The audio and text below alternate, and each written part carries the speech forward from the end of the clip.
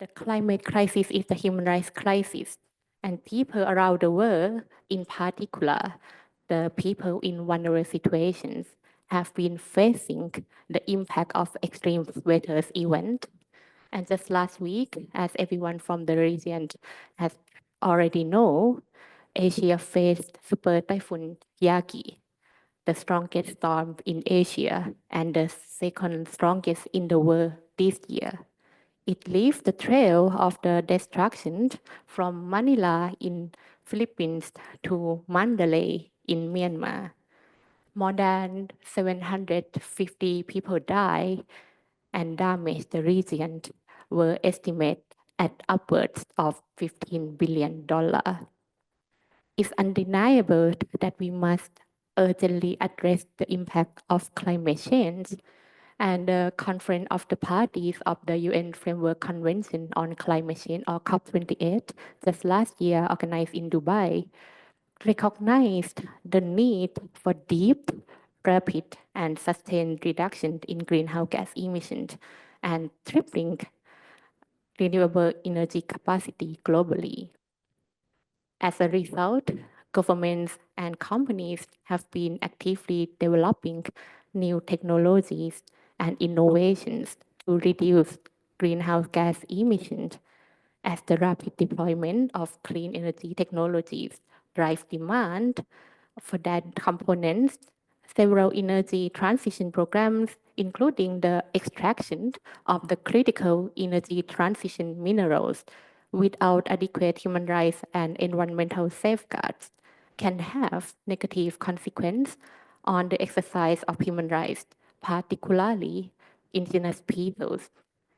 Another example, the development of the hydroelectric dams can create significant human rights implications for displaced communities and for downstream users of water. Some climate technologies proposed in recent years may also aggravate the toxic burden on people and the planet. So this session will explore practical examples, recommendations, and key insights and experience to inform a human rights-based approach to identifying and addressing the human rights list and adverse impact associated with the extractive and renewable energy sectors. We are thrilled to have such a distinguished panel of experts with us today to discuss this critical topic. I want to invite everyone and want to start the panel today by hearing the real situation from the crowd. We are very honored to have here with us Mrs. Nahayati Jumadi. Nahayati is the indigenous woman community leader from Tobelo tribe from South Halmahera, North Maluku, Indonesia. Her ancestral land and territories host nickel and smelting. Nickel is one of the elements that plays a critical role in clean energy technologies, from geothermal, batteries for the electric vehicles, and energy storage, hydro, wind, and concentrating solar power. With our support from our partner, Publish What You Pay and Global Witness, Mrs. Nahayati will share the real situation on the human and environmental rights impact concerning the multiple large-scale nickel mining and smelting operations in her remote community in Obi Island, Indonesia. It is crucial that she is here with us today and she is able to speak in her own language. Mr. Ayanto Nugroho, a national coordinator of Publish What You Pay Indonesia, will translate her speech for us. So, Nahayati, can you share what is happening in your community?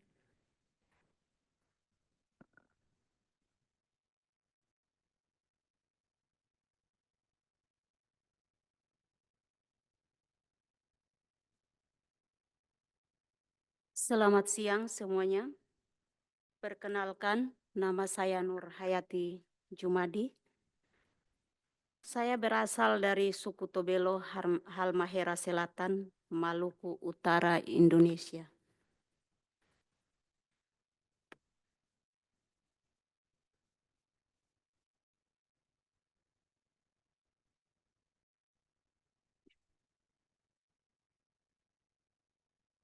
My name Nur Hayati. I am from the Tobelo tribe, South Halmahera, North Maluku, Indonesia. 2 malam perjalanan dari ibu kota Ternate menggunakan kapal, itu pun tergantung cuaca. 2 nights of travel from the capital city of Ternate using boat. It also depends of the weather. Saya mengenakan pakaian adat tanpa alas kaki sebagai bentuk penghormatan bagi para tamu yang hadir di tempat ini. Our traditional clothes, barefoot, as a form of respect for the guest presence in this place. Perempuan di tempat kami harus dilindungi, sebagaimana tanah leluhur yang harus dilindungi. The woman in our place must be protected, just as our ancestral lands must be protected. Di forum penting ini, saya ingin menyampaikan suara hati perempuan adat dari Desa Kawasi. In this important forum, I would like to consist of the indigenous women from Kawasi village. Kami tinggal di Desa Kawasi, Pulau Obi, bagian dari Provinsi Maluku Utara, Indonesia. We live in Kawaki village, Obi Islands, North Maluku, Indonesia. Saat ini di Provinsi Maluku Utara terdapat 127 izin pertambangan dengan total konsensi lebih dari 650.000 hektar dan 12 titik smelter. Secara khusus di Pulau Obi terdapat 20 izin pertambangan.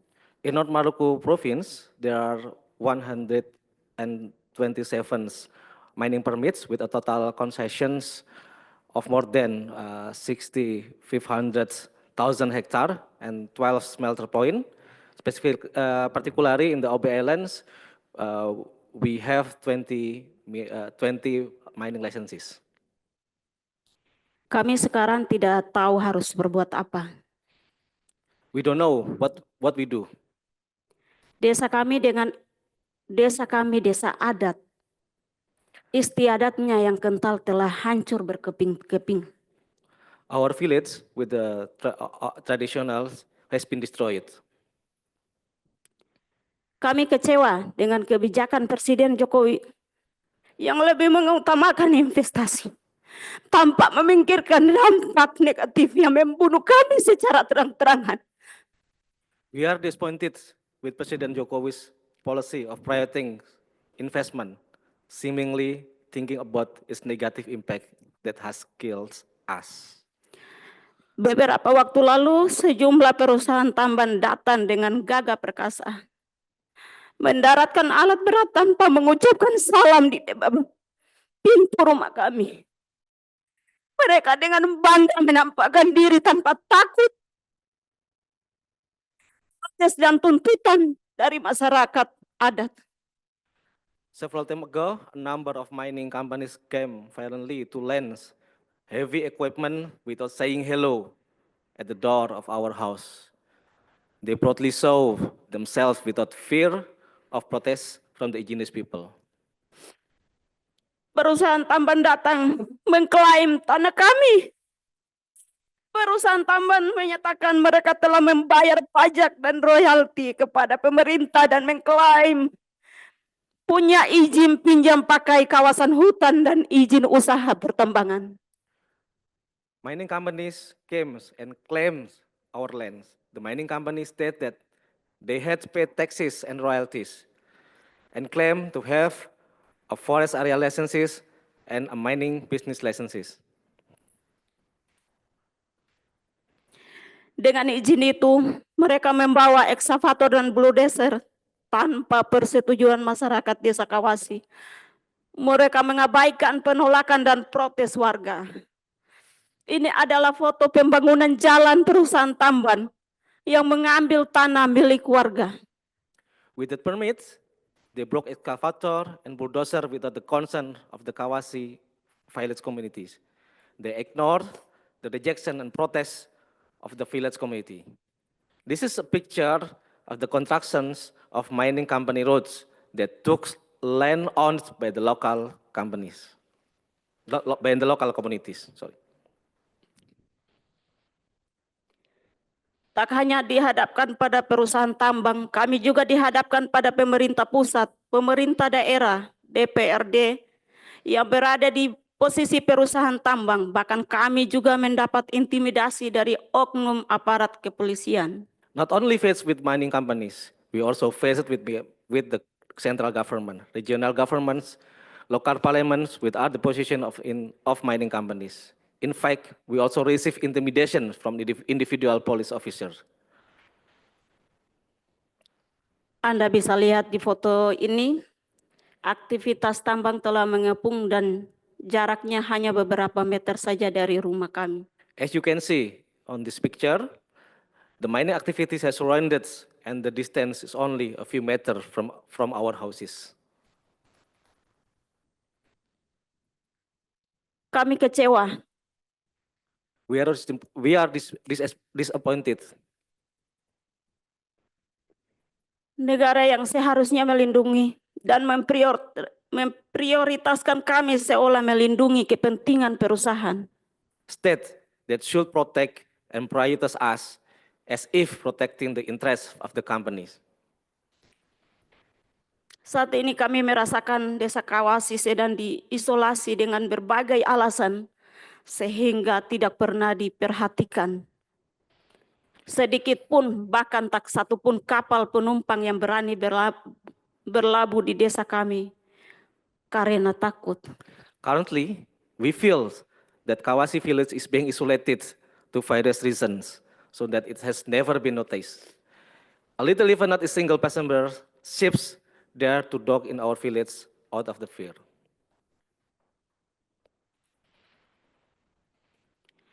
Ketika kami ditakdirkan memiliki sumber daya alam yang melimpah, pikir kami bisa lebih sejahtera di awal masuknya tambang. Seolah kami diberikan janji-janji manis tentang kesejahteraan masyarakat. Namun apa yang kami dapat hanya dampak negatif yang kami rasakan. When we are destined to have a rich natural resources, we think we can be more prosperous. At the beginning of the mining camp, we were given sweet promises about the welfare of the community. However, what did we get? We only felt the negative impact. Tanah dan kebun kami dirampas, sungai kami tercemar, penyakit diare makin banyak, masalah sosial yang tak henti-hentinya, termasuk berbagai ancaman pembunuhan. Our land and gardens were confiscated. Our rivers were polluted. Diarrheal diseases were increasing and social problems were unrelenting, including with various death threats. Ini adalah foto kebun warga yang tercemar akibat aktivitas tambang. This is a picture of our villagers' garden that was polluted by the mining activities. Ini adalah foto pengamanan milik perusahaan yang berada di kebun milik paman saya. Ketika paman saya diprotes, beliau ditangkap dan dipenjara selama 6 bulan. In this live photo, this is a photo of the security belonging to the company with this. In my uncle's gardens, when my uncle protests, he was arrested and imprisoned. Selain itu beberapa warga juga beberapa kali mendapat panggilan dari kepolisian. Also, several local communities received call from the police several times. Ini adalah foto pantai di desa kami, desa adat, desa Kawasi. Sebelum ada tambang, pantai ini bersih. Sekarang jika hujan warnanya berubah menjadi warna merah. This is a picture of the beach in the Kawasi Islands. Before there was a mines, its beach was clean. But now, in the rainy seasons, the water changed to the red color. Saat ini kami dihadapkan pada pilihan sulit. Kami diusir dari tanah kami sendiri dengan kata relokasi. We are currently faced with a difficult choice, relocating from our land. We were kicked out. Soal relokasi ini sebenarnya sudah menjadi perhatian berbagai media, tetapi belum terselesaikan sampai saat ini. Regarding these relocations, it's actually been the attention of various media, national and local, but it's not has been resolved until now. Kami sudah jenuh, We are so tired.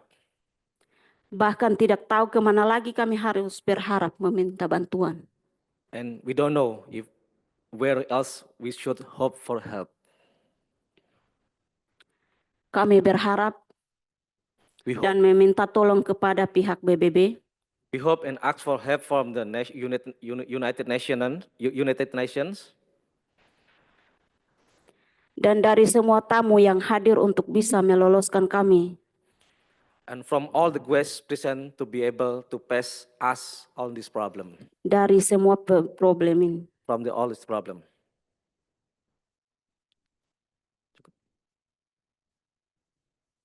Thank you.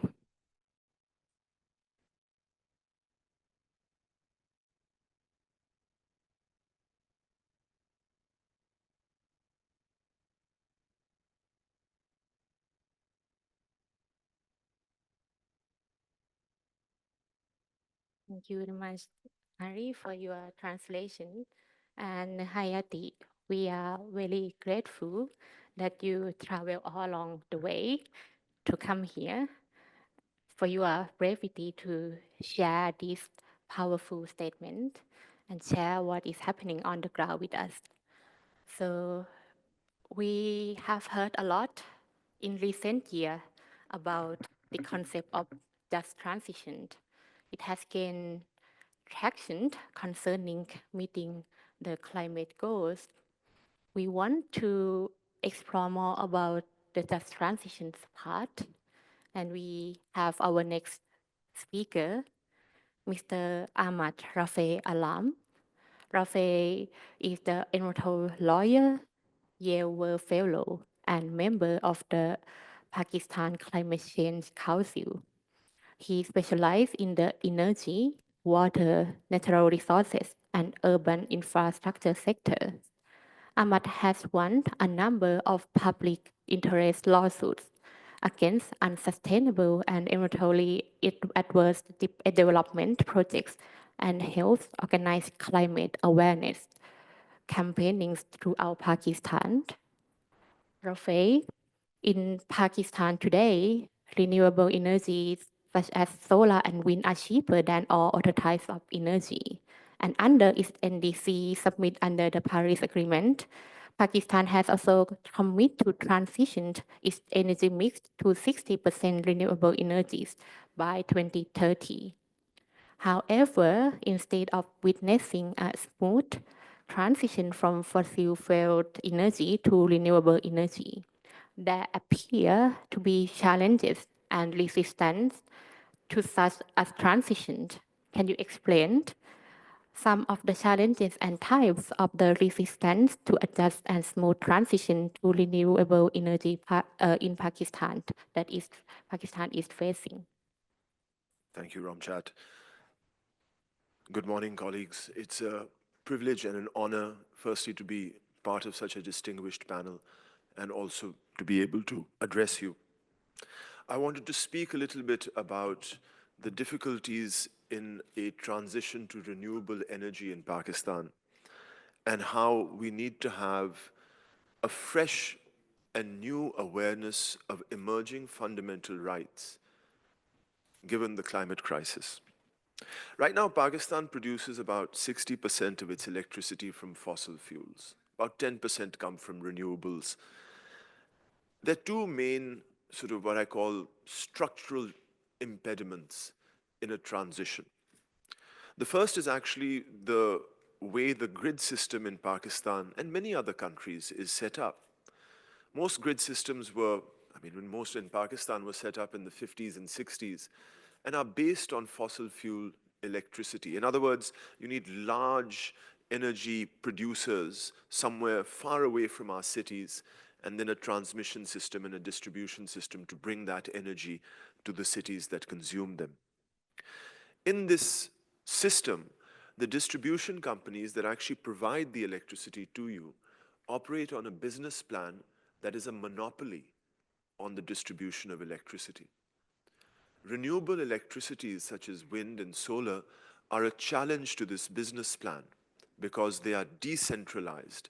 You put a solar panel on a rooftop, you're challenging the business plan of a distribution company. That's one structural impediment to a transition and requires leadership in the distribution companies and vision to be able to transition. The second structural impediment has to do with Pakistan's policies. About 10 years ago, Pakistan went through an energy crisis, and part of the knee-jerk reaction of our politicians sought to enhance the supply of electricity in Pakistan, and unfortunately made the decision back then to invest in fossil fuel-based electricities. Since then, Pakistan's added about 11,500 megawatts, mostly of fossil fuel electricity. Now, in order for Pakistan to attract this sort of investment in its energy sector, it made various incentives and offers to businesses.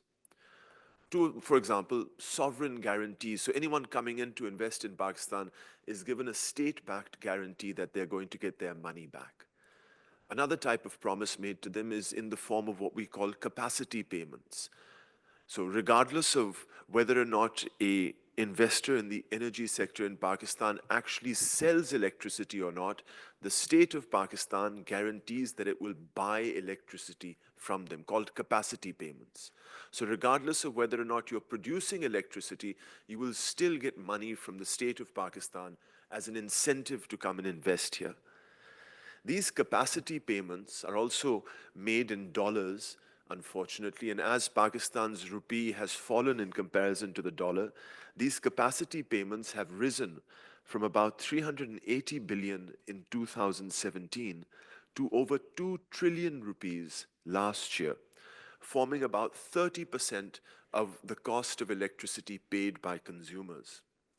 Now, because the cost of electricity was rising on account of these capacity payments, and as solar prices were falling, there was investments locally made in solar electricity in Pakistan. And we've expanded our solar output from about 700 megawatts 5 years ago to about 2,000 megawatts today.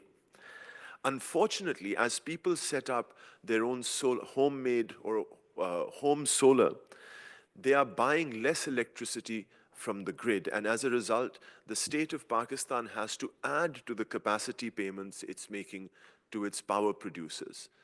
Like I said, this is now a massive deficit in Pakistan's budget. Thirdly, Pakistan has committed under the Paris Agreement to transition from 10% renewables today to 60% renewables by 2030. That's 5 years from now.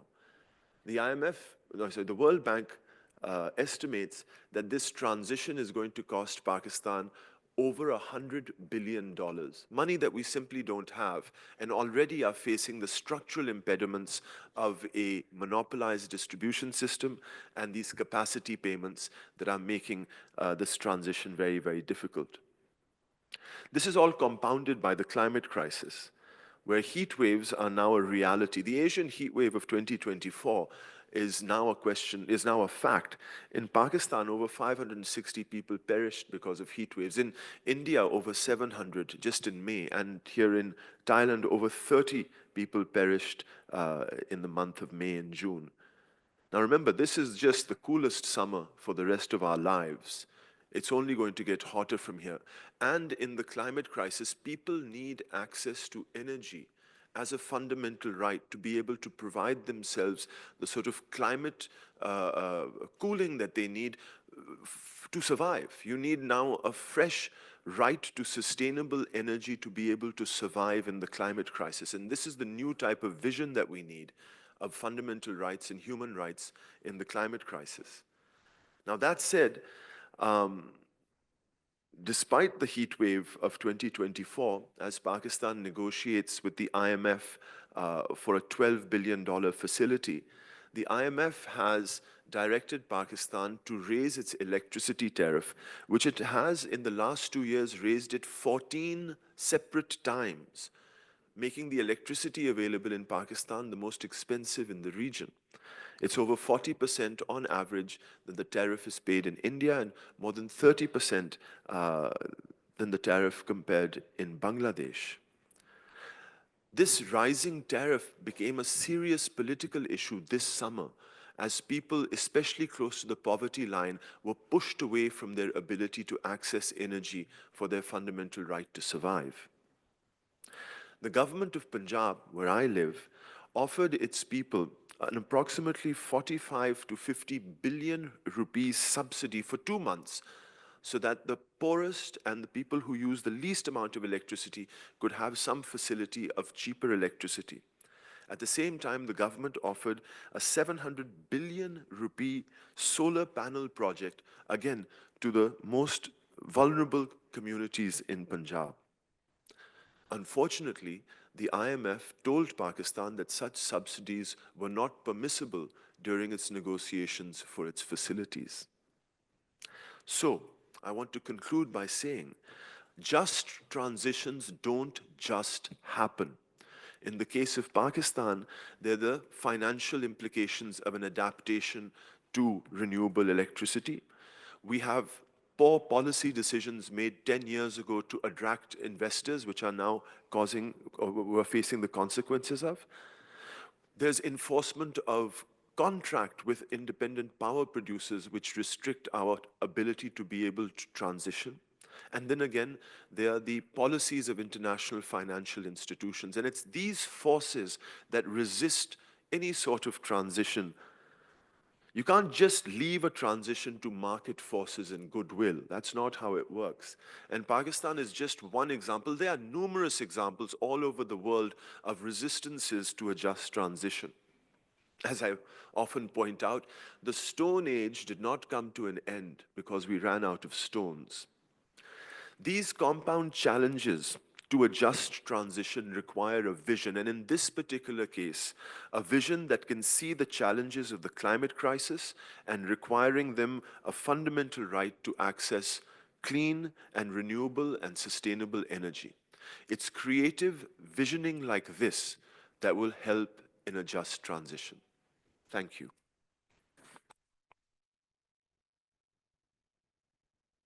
Thank you very much, Rafael, for sharing the experience from Pakistan. And I think the story from the Hayati and Rafael around the just transition concept and the energy transition really show that the pathway for the countries to meet the climate goal under Paris Agreement is really complex. There are many aspects of human rights, political, economic aspects.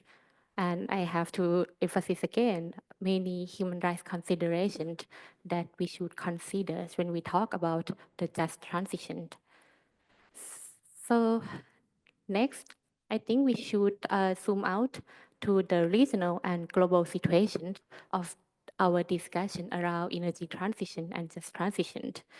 We have here with us our next speaker, Annie Khan from Business and Human Rights Resource Center. Business and Human Rights Resource Center has conducted much important research, including renewable energy and human rights benchmark, transitional mineral tracker, and regional briefings. Could you please, Annie, provide key findings and salient human rights risks from your work in the region and highlight global examples of the remedy and cases launched by indigenous groups, communities that has been impacted by the renewable energy value chain and their outcomes? Annie, please. Thank you so much, Ramchad, and good morning, everybody. It's great to see you all here. Thank you so much to my co-panelists for starting out on such an important note. I think the human story, the country-specific story is so important to tell. As Ramchad mentioned, I will zoom out a little bit and speak a bit about our regional findings and our global findings, which I think will really illustrate the scale of the issue and the fact that, unfortunately, the situation in Indonesia, the situation in Pakistan are not unique. And actually, we see a lot of these issues coming up around the world. So my name is Annie. I'm the Asia Regional Manager at the Business and Human Rights Resource Center. You may be familiar with us. We are an international human rights organization based pretty much in all regions in the world. We were founded in 2002, and we remain central to the business and human rights movement globally. We have some key aims, which are mainly to advance human rights and create shared security and prosperity for all. We have some focus areas mainly on addressing inequalities of power and wealth, poor and unaccountable governments, and climate breakdown, which is very relevant for our conversation today. Our activities include supporting civil society to hold business accountable, providing guidance to companies on human rights responsibilities, and encouraging governments to strengthen and enforce human rights laws. We approach our work by strengthening partners and allies on the ground through capacity building and amplification of voices on the ground. We collect and analyze data on companies' human rights policies and practice, and we drive accountability by addressing over 1,000 allegations of abuse per year directly with companies based all around the world. We have a unique role in that we are the only nonprofit monitoring social and environmental impacts of over 10,000 companies around the world.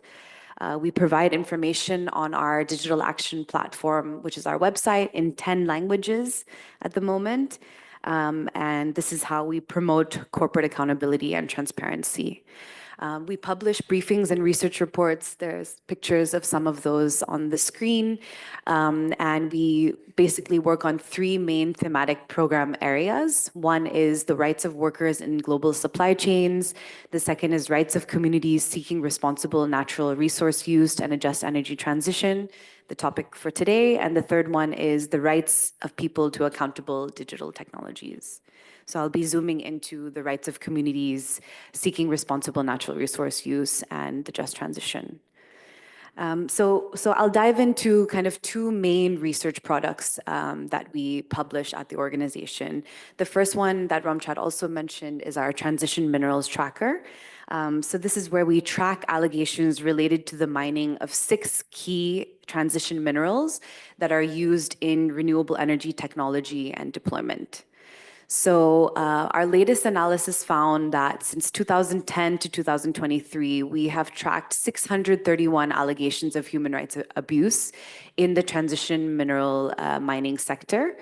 And 143 of these were against human rights defenders. And in 2023 alone, we recorded 91 allegations. And I want to also mention that our data collection is based only on publicly available information. So we know that this is really just the tip of the iceberg, that our reporting is limited to what we can find that's publicly available, which means that the situation is far more serious and far more concerning than the data that we have. We found in our transition mineral tracker analysis that Indigenous people are disproportionately harmed, with 61 allegations across all years impacting their rights, including 33 violations of their right to free, prior, and informed consent, or FPIC. Interesting to note that 20 companies only are associated with 2/3 of the global allegations. This next slide shows the top categories with the most allegations. So you can see here on this graphic that we had 885 allegations out of around 2,000, which impacted local communities.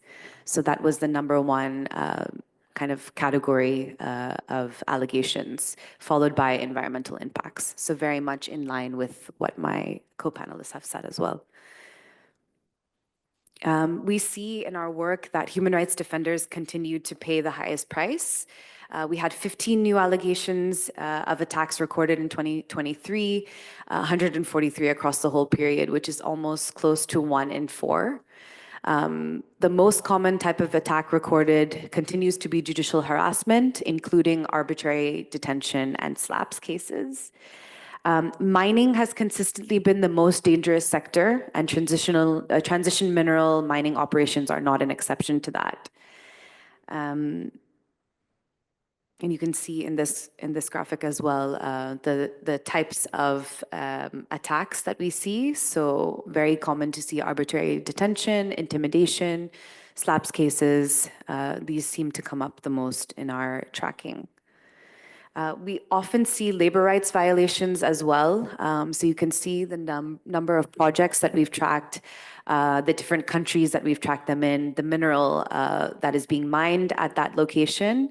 And these are actually only, this graphic only shows the work-related deaths in these different projects. So you can see, again, how dangerous the transitional mining sector is. You can see that it's really not limited to one region. It's actually happening in Latin America, Africa, even Australia. So the hazardous working conditions really remain a reality. And we found that 1 in 4 allegations actually related to impacts on workers directly. We had 20 new allegations related to occupational health and safety issues. And as mentioned, the 16 newly reported allegations of work-related deaths. And unfortunately, that brings the number of work-related deaths in the data we've collected to 53 across all years.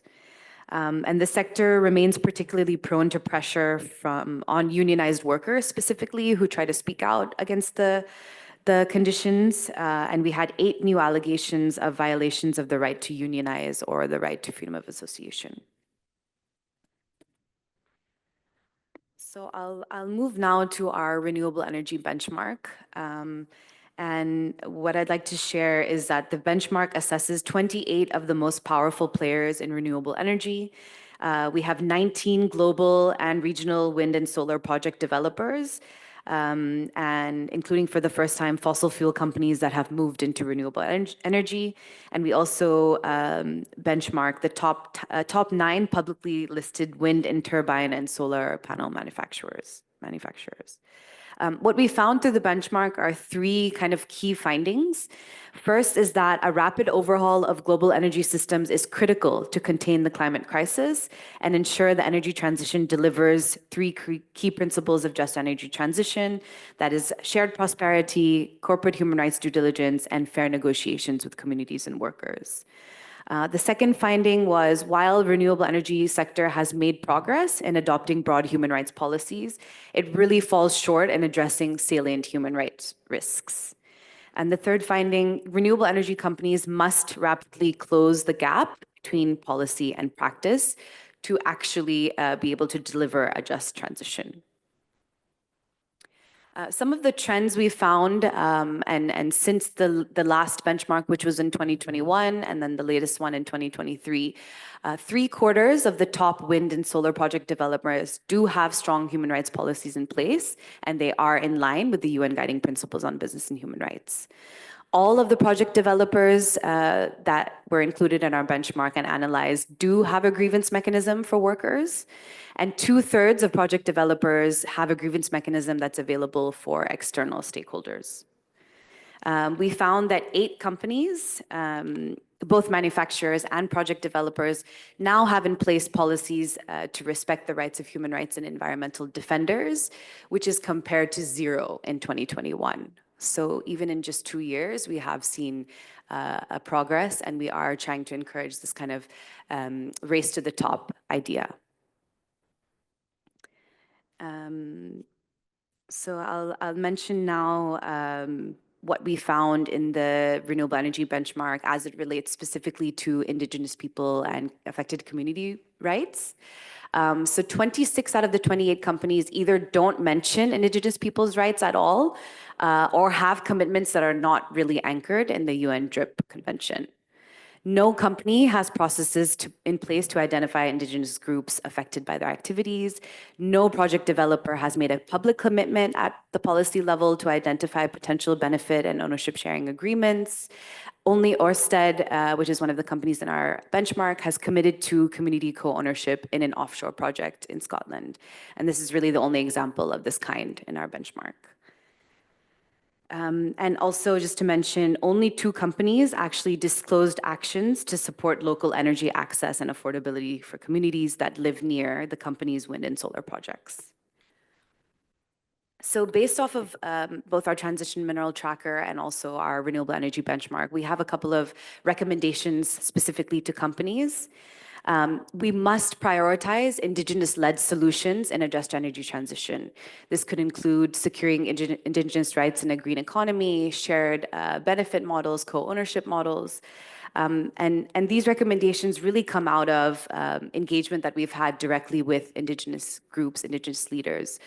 In April of this year in New York, we gathered together 87 Indigenous peoples representatives from 35 countries across 7 regions to participate in a first-of-its-kind conference on Indigenous people and just transition. We issued a declaration based off of our time together, which expressed a clear call for companies to fairly negotiate and implement equitable benefit sharing mechanisms, including co-ownership and co-equity models that respect Indigenous people's rights. And in the Asia regional meeting that we had on one of the days in New York, we concluded that the recognition of and legal protections for Indigenous peoples across the Asia region is very inadequate, and there's much work to be done there. And just to answer kind of the second part of Ramchat's question about an example of a group accessing remedy, I have an example from Malaysia, which was shared from one of our partners. And this is quite recent, actually. In 2018, the Orange Asli settlers in Malaysia filed a lawsuit against 2 companies, stating that these companies had infringed upon their ancestral lands. And I'm happy to note that the High Court in the Ipoh region actually ordered these 2 hydroelectric dam companies to vacate the area. And this is as a result of the claimant's case and the efforts at the High Court to secure this judgment. The Justice of the Court stated that the state government, federal government, state land, mines department, and the Director General have all breached their fiduciary duties by failing to prevent any encroachment on the ancestral land. So I think this is could be kind of an example of where access to remedy, where access to grievance mechanisms can work.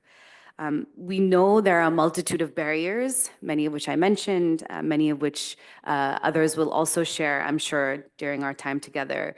We know that companies can do so much more, but this is an example where judicial remedy can be accessed and it can work. And I'll just leave you with the kind of just transition shared principles, as we're calling them. At the Resource Center, we've developed these 3 core principles which we feel must be at the center of any just energy transition. And they are shared prosperity, social protection and human rights, and fair negotiations. So I'll end it there. And I just want to specifically thank Nurhati again for your really powerful statement, for coming here all the way, for sharing your personal experience and really giving a human face and human story to, at least in my presentation, a lot of data and a lot of numbers. I think that's really powerful and important. Thank you.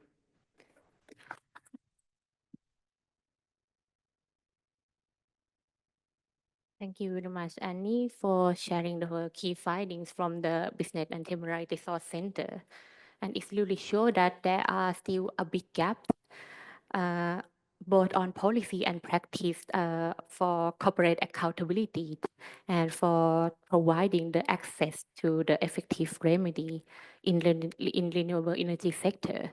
We have a number of colleagues from Business and Human Rights Resource Center here with us, and I really encourage and recommend everyone to check these research and these findings because it's really guide and provide the guideline and the information, the insightful information when we discuss and move forward along the just transition discussion. And we will move to our last speaker on the panel, our last panelist. We are very honored to have Professor Elisa Morguera, the UN Special Rapporteur on the promotion and the protection of human rights in the context of climate change. Professor Morguera just recently presented a report to the UN Human Rights Council relating the effort made in the international human rights process to clarify issues and obligations concerning climate change. So, Professor Morguera, what are the human rights obligations related to the mitigation action and just transition? Thank you so much, Ramchat, and thank you so much to the panelists that preceded me. First of all, for sharing crucial evidence that our current responses to climate change are violating human rights. And that happens in the context of the human rights negative impacts that climate change itself is bringing about. And we need to keep in mind that while many of us, if not all of us now, unfortunately, are experiencing those negative impacts on our lives and well-being, and in fact are more and more fearing about our survival because of climate change, some human rights holders have been negatively impacted much more seriously than others and for a longer time. And we need to really keep in mind how this differentiated human rights impacts in frontline communities and most vulnerable states are compounded with other situations of vulnerability and discrimination, and so ongoing human rights violations. So we understanding more and more at the international level how these bodies of evidence clarify the applicability of existing international human rights law obligations that were not conceived with climate change in mind, but are clearly very relevant and indispensable for all of us to understand what is the path we need to forge together now to effectively mitigate climate change and fairly adapt and effectively adapt to its impacts. And I think the focus of today's discussion on access to remedies is crucial because clearly if we are going the wrong way about either our ineffective efforts to mitigate climate change, but also the choice and the modalities of our climate response measures, we need to stop and reset. And I think access to remedies provide us that essential pillar to then be better able to understand what we need to do and must do to then really fulfill the other two pillars of the UN Guiding Principles on Business and Human Rights. How states need to comply with their obligations to protect human rights, and particularly the human rights of the most vulnerable, and how business need to play their part to be responsible to respect human rights. And I think maybe one of the most important aspects about the access to remedies, what would be effective remedies? I think the one which is kind of almost like a circular logic is guarantees of non-repetition. Because we have this evidence, we need to honor this evidence and make sure we do not repeat mistakes that we have clearly identified and that in fact show a repeated pattern of human rights violations, particularly violations of the human rights of indigenous peoples, of other local communities who live in close contact and with distinctive ways of life related to nature, and that we have seen time and again for decades in the extractive sector, which has led us to the climate crisis we're facing today. So simply as a matter of logic, as a matter of ethic, and as a matter of legally binding international human rights law obligations, we can't continue with the same economic models that have brought the climate crisis to us. Now, those international human rights law obligations are also relevant for international financial institutions. And I think it's really relevant to have a panelist that has called our attention to some of the external pressures that many countries face in trying to change the course of our economies and trying to take any urgent measures to protect human rights holders, particularly the ones in most vulnerable situations. And equally, we need to think about other external pressures, the role of the protection of foreign investors and the role of states as donors and development cooperation partners, and sometimes those two roles are in tension with one another. And we really need to think about the right to access to remedy also in the terms and in the context of state obligations as donors, as international partners, as part of their duty to cooperate internationally.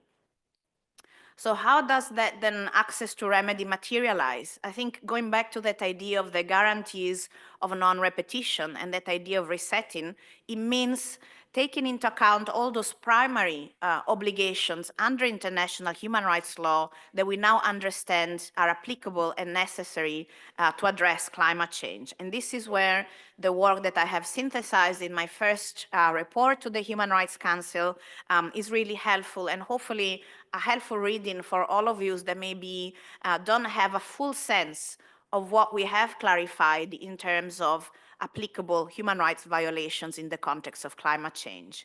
Many of my colleagues, UN special rapporteurs, of course, on environment and human rights, on toxics, on the right to development, but also many human rights specialists who were not planning necessarily to address climate change, but have found in their work that we cannot ignore climate change and the impacts it's having on persons with disabilities, older persons, on children, on our rights to freedom of expression and freedom of assembly, our rights in the context of migration and forced displacement, in protecting persons with albinism.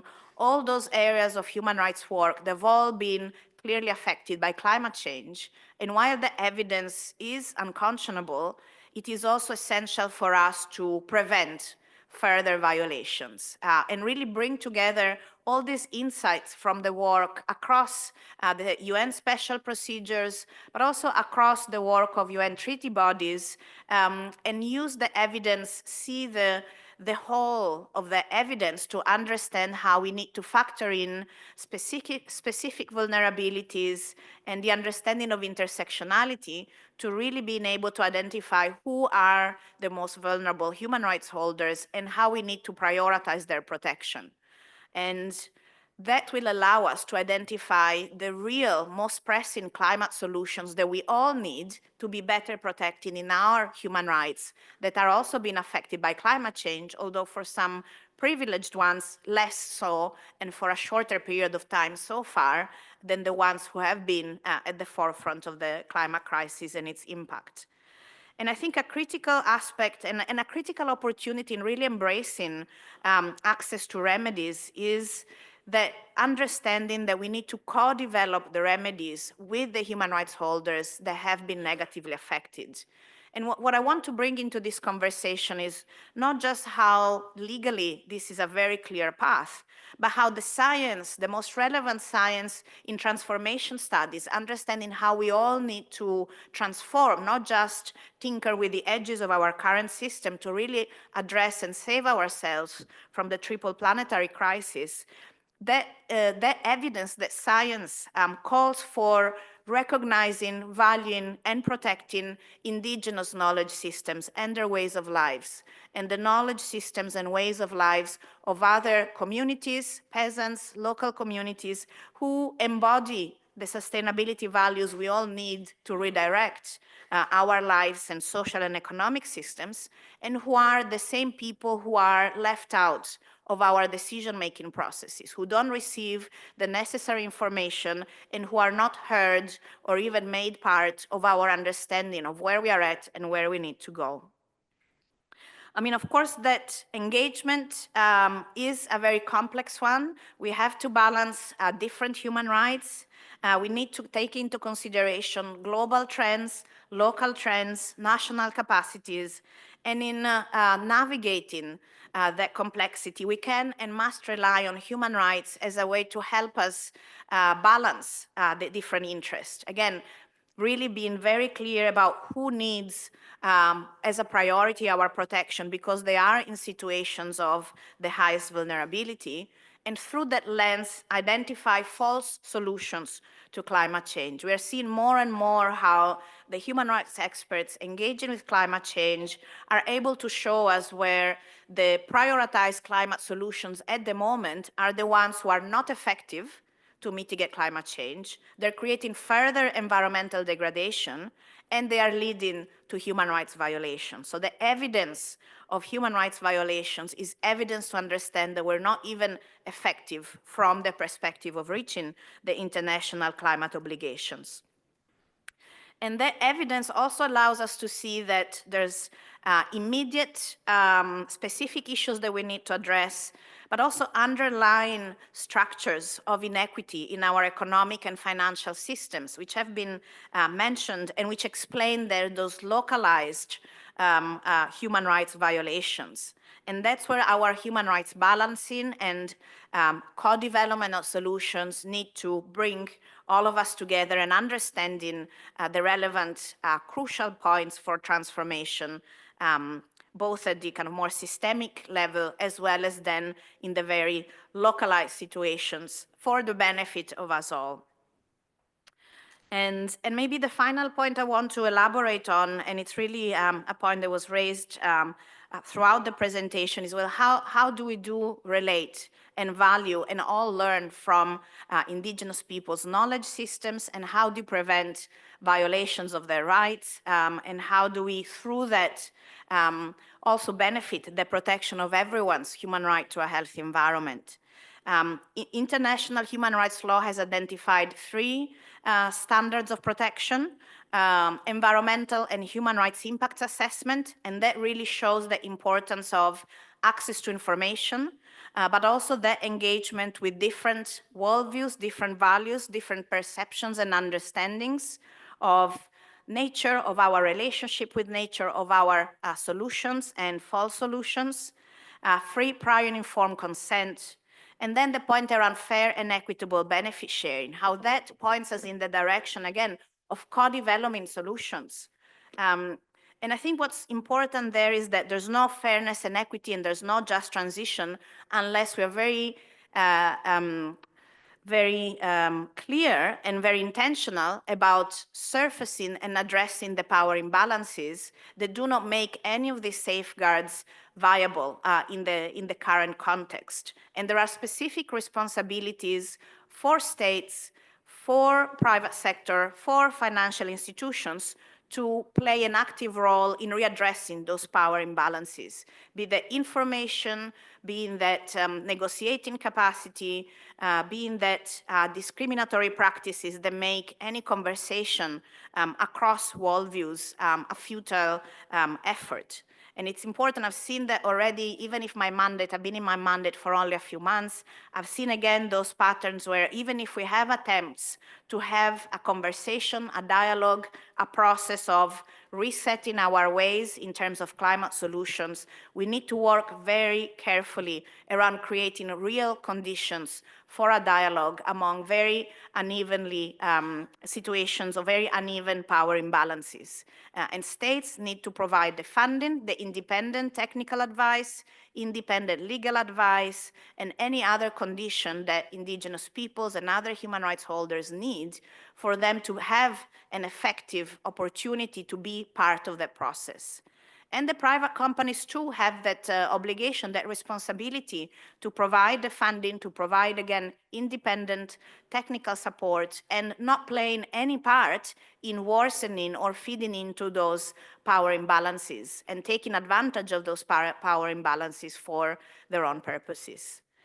So I'll stop there, but I'm very grateful for the opportunity to discuss this with you, and I look forward to hearing what the insights will be for the whole forum, because we need to see what has been done, fully capture all the evidence of what has gone wrong, but also all the insights about how we can and must do things differently.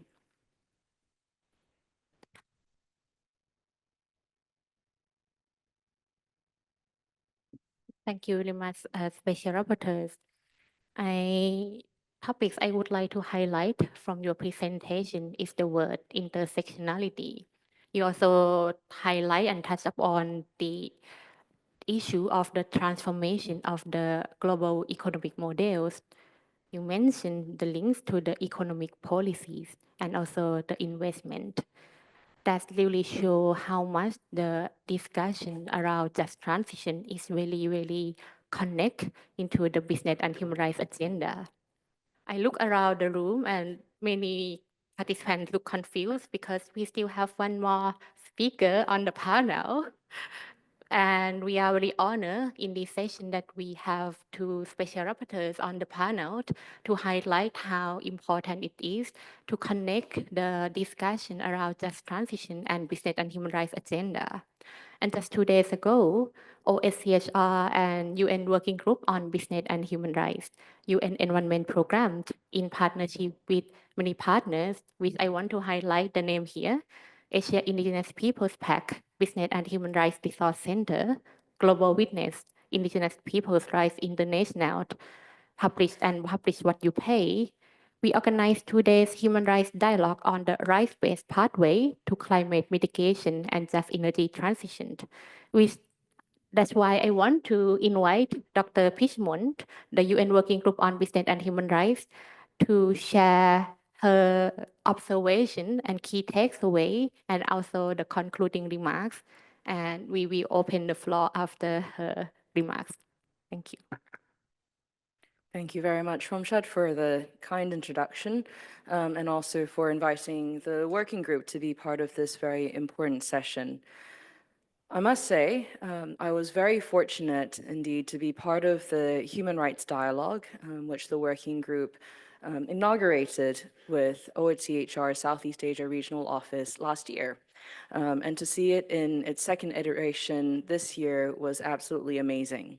And for us to focus on the pivotal issue of rights-based pathways to climate mitigation and just energy transition in the Asia-Pacific, and to see that feed into the session and what was shared in the session today has been really fantastic.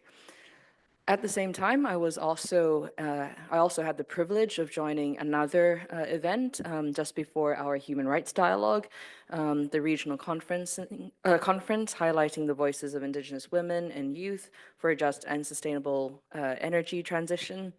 And this too was another event that showcased the importance of the issues that we are discussing today, but also the incredible Indigenous women and youth who are fighting at the forefront of ensuring a more just and sustainable energy transition.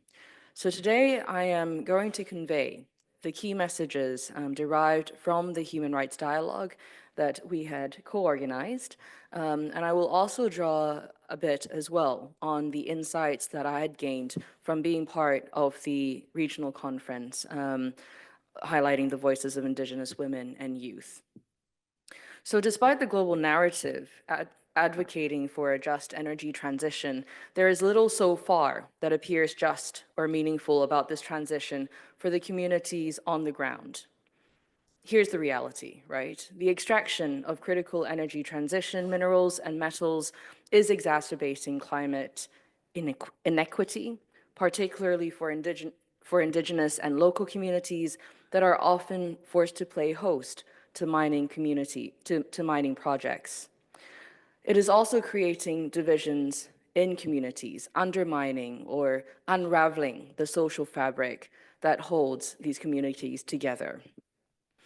And so this core observation that I've just conveyed is one that has also been underscored by the amazing speakers on the session, and one that we have heard, unfortunately, many times before elsewhere.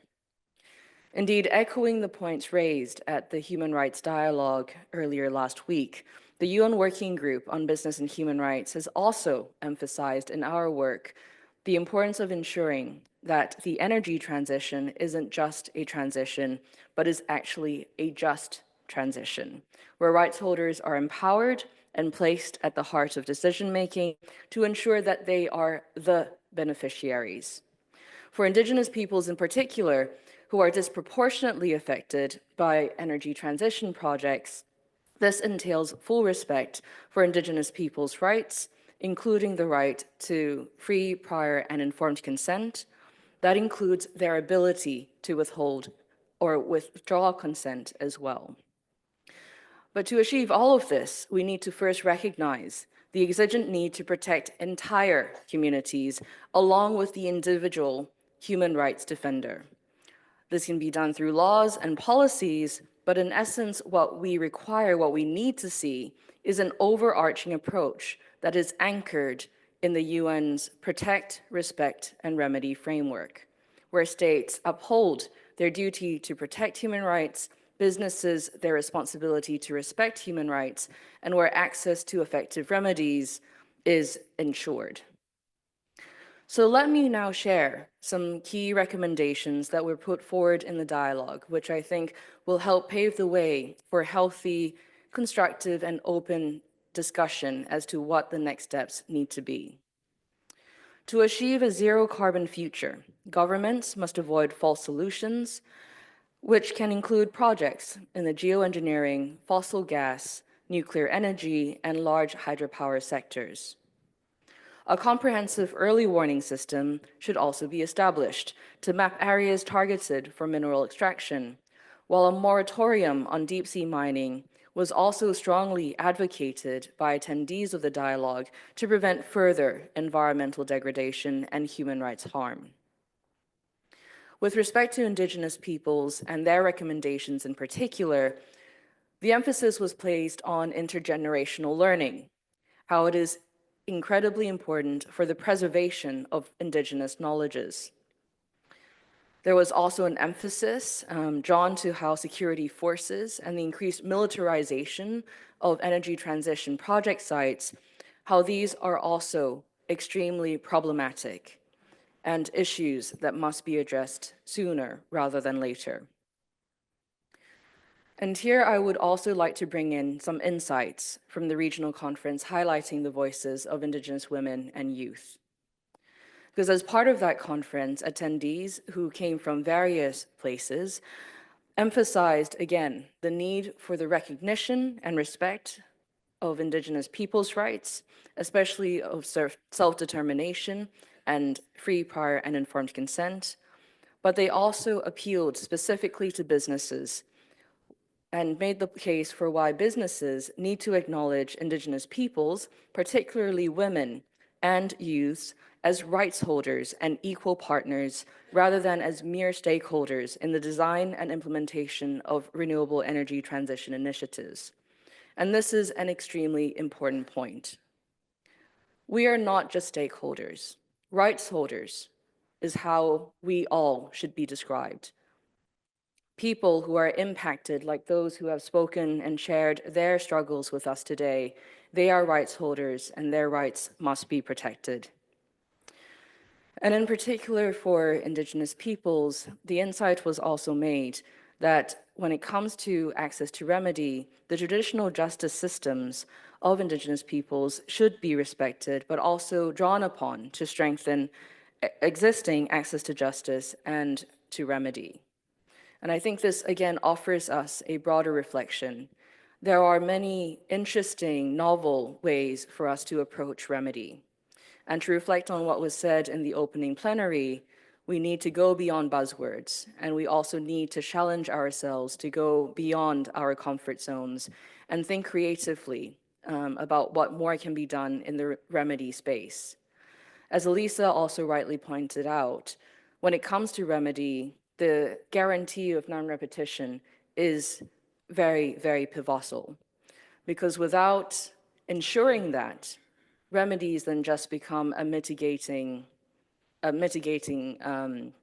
effort, rather than one that also focuses equally on preventing future human rights or potential human rights abuses and violations from occurring or reoccurring. So with that message, or rather, with those messages, here's one final one that I wanted to put forward to everyone here. We hear many times that when it comes to addressing the climate crisis, this is a collective responsibility. And yet we still do not see that collective responsibility being assumed in reality in so many places. But when we look at the local communities who are struggling at the forefront of the encroachment of business operations into their lands, or for Indigenous peoples into their ancestral lands and territories, we see solidarity. And we see them, in fact, taking on collective responsibility to ensure that the environment and that their rights are being protected. And so there is a lot that we can learn from these local struggles. There is a lot that we can learn from Indigenous communities and their knowledges. But in order to learn, we need to listen. And we cannot listen if we exist in our own silos and if we continue to think of human rights and the environment as two separate realms of action. Human rights and the environment, the protection of the environment are one and the same. To protect human rights is to protect the environment, and to protect the environment is to safeguard the rights of the current generation, but also future generations. And so with that, I hand it back over to you, Romshat, and thank you very much again for this space.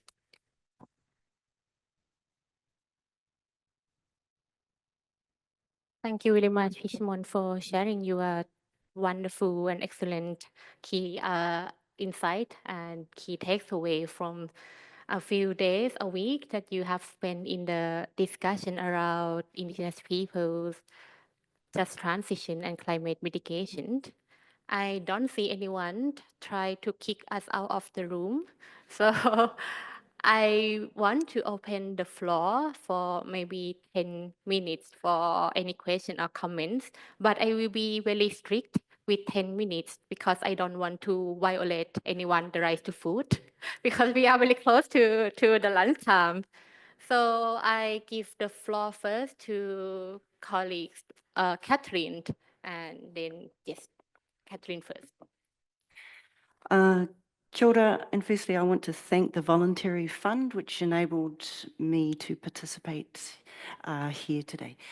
In the opening plenary it was remarked that if we don't change, we'll be having the same conversations 10 years from now.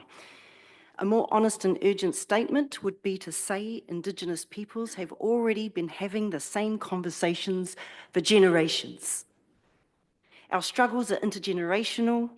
We've been experiencing the apocalypse, the omnicide, ecocide, aquacide, terroricide, menticide, and genocide this entire time. And this has been reinforced by our first speaker's urgent remarks and the compelling insights from our two human rights experts. Our faith in the very systems that claim to exist to protect us is utterly destroyed, especially when we see the capture of the UN by pathological oligarchs, plutocrats, and corporate entities. Meanwhile, war rages because the Security Council is gridlocked due to states' power to veto peace-building resolutions. How crazy is that? The UN is on the cusp of losing its social license and is suffering a reputational crisis. So here's what I'm getting to. Despite the practical next steps that Pichamon and others, I imagine repeatedly suggesting, I fully expect that they will be undermined because of the rot and corruption inside the United Nations.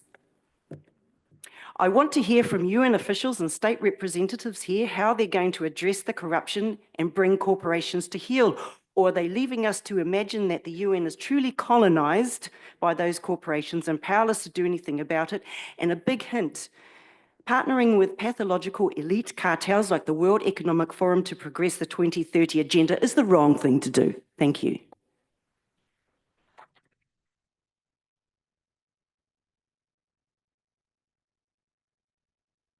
Thank you again. My colleague from Aotearoa, New Zealand. My name is Robert and I'm also from the Pacific. And I'd like to thank the UN Voluntary Fund for giving us this initiative to get here. From the way I see, there was only 3 of us from the Pacific in this Asia Pacific forum or this discussion. So I'll go on and advocate not just for my country, but for the region where I come and represent. So during the discussions earlier this morning and now, You hear a lot about remedies that they want to put before us and indigenous communities. One of my question is, how can we get these remedies done when you have people that you invited to talk about remedies from the north, right? When they have mining companies from their country in America. How can they come and tell us that we are ready to remedy and give you remedies? Tell us what's the remedy that they have done for their own companies going to other countries. The problem that we also have here, you talk about the economic infrastructure that needs to be reset.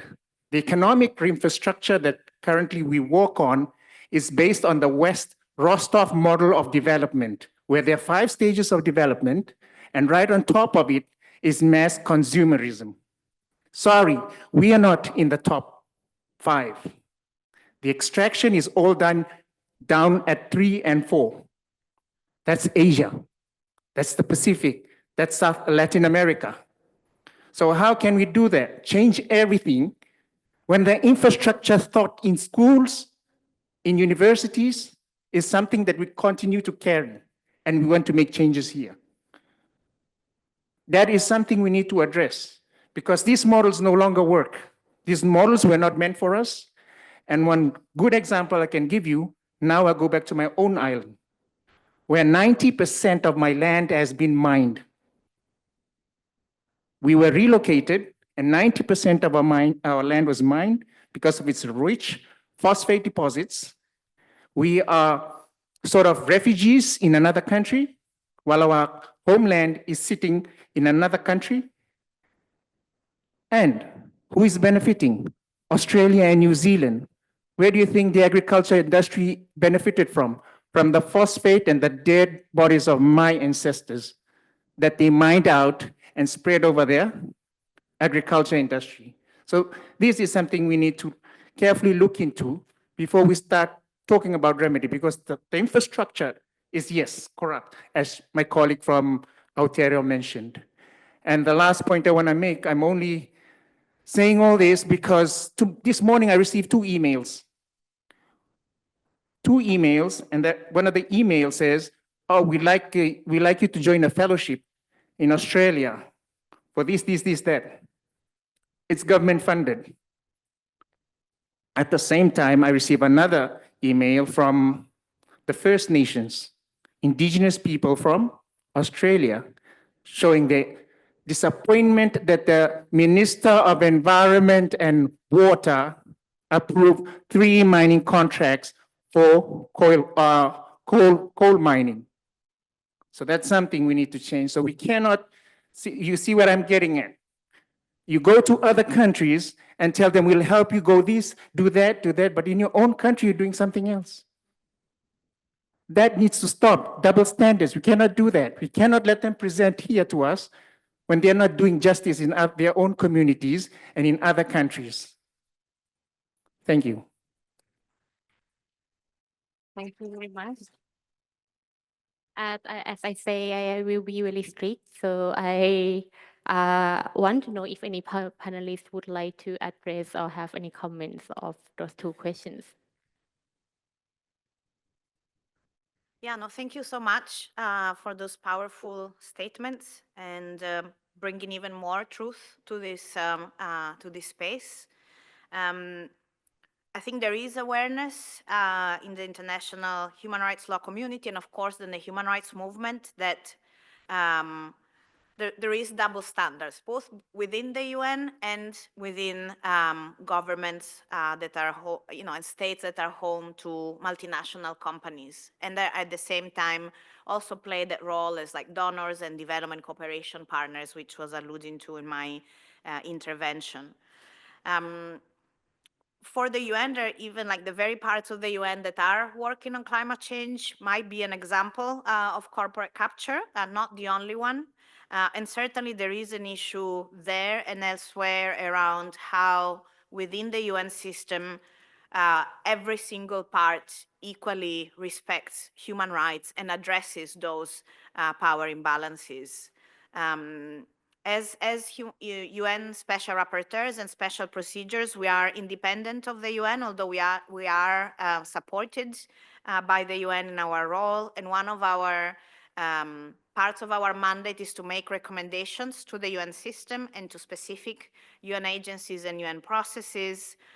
Also, I have to say the UN Office for the High Commissioner for Human Rights has also used their normative power and moral power to call on UN agencies and processes to better respect human rights. So I think that work is ongoing. And I very much agree that we need to think very seriously around that social license to operate of the UN.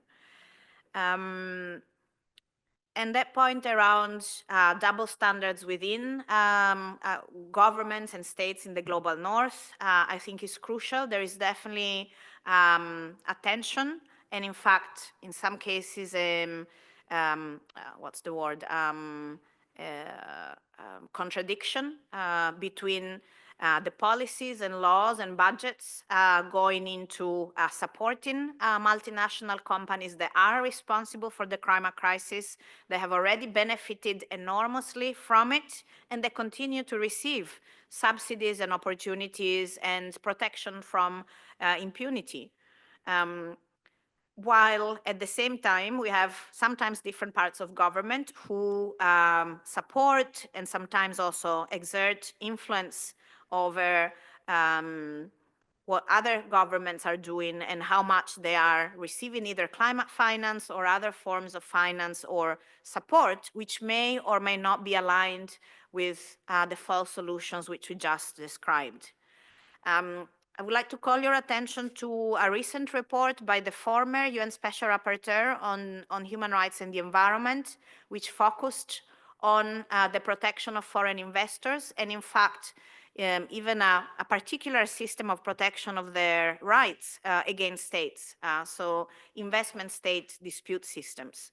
And he's been very, very clear around how this aspect of international law, which actually many colleagues in human rights or also in the environment may not be so familiar with, is one of those systemic issues that is preventing us from and preventing particularly countries that are receiving foreign investment from advancing genuinely in their fight against climate change and the protection of human rights. In fact, in some cases, it can even prevent them from fulfilling their human rights obligations to take legislative measures to address, issue or withdraw subsidies that are contributing to climate change or are contributing to human rights violations. There's much more that needs to be done, but I have to say that report has really been quite effective in raising awareness. I see now many more media coverage of specific investor-state disputes and really raising the visibility of this quite niche area of international law and practice.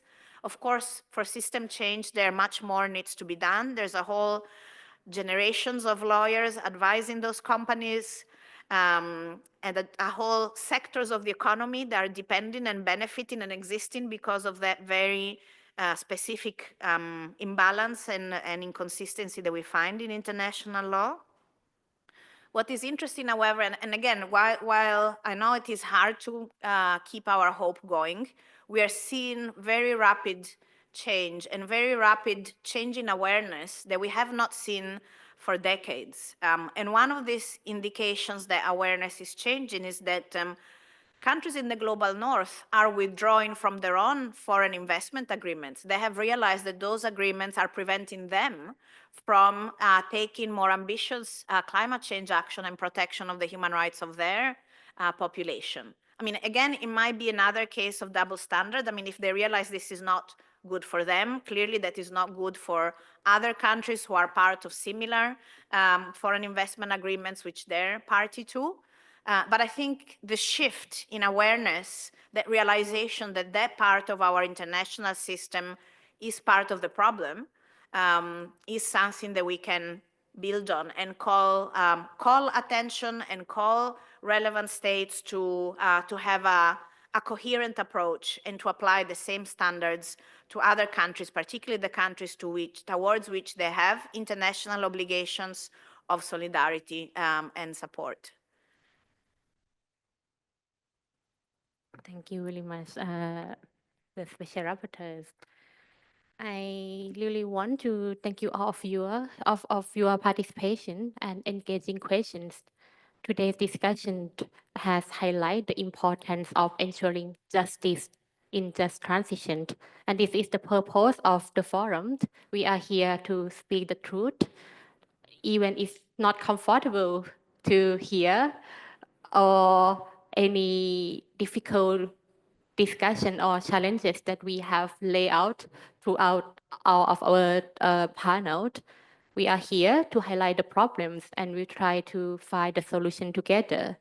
We hope you found this session informative and we will continue our discussion in this forum on just transition.